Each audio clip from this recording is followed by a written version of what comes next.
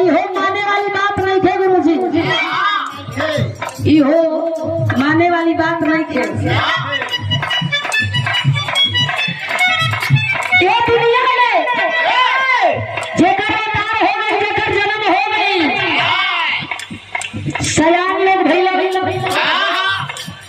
सयान का मतलब जब जवान भइल, जवानी आई तो ओ घड़ी कहीं ना कहीं प्यार केहू ना केहू से हो गई।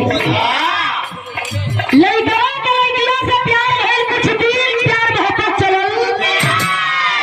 एक दिनवा डोली में बैठ के लइकिया जाए लगल, लइकवा कहे कहो ए सोना,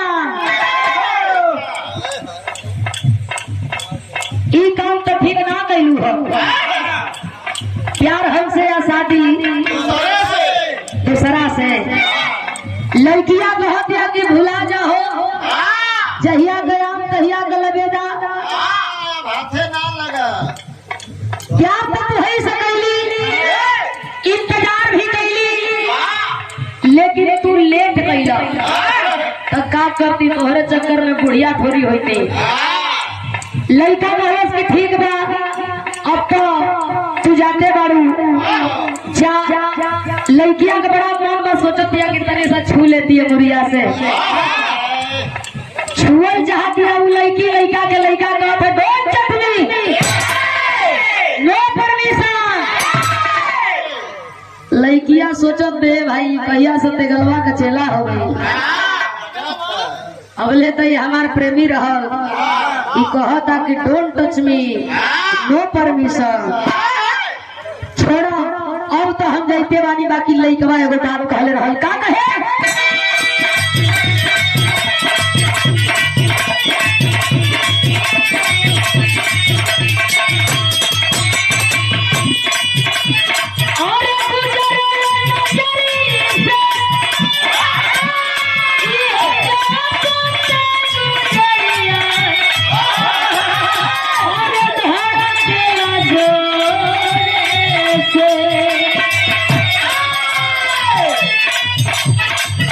हम का व्यक्ति कि तू यही गली से जाता रहो, तू जब निकलू हता धक धक करे लगल हो। कहाँ पर लइका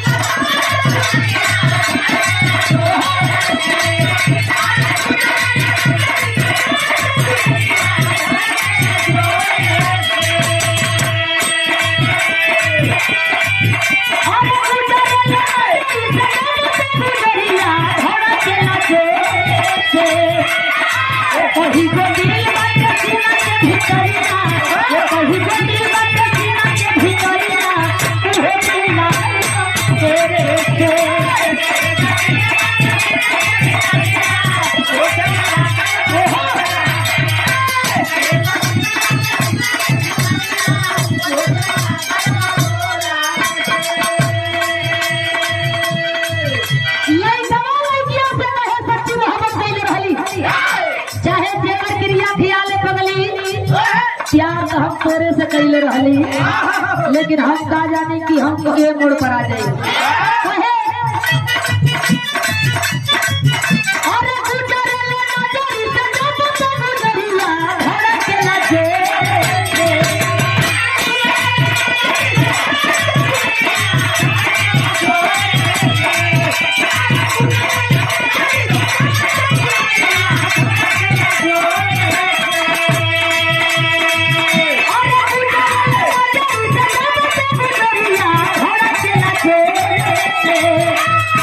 कहीं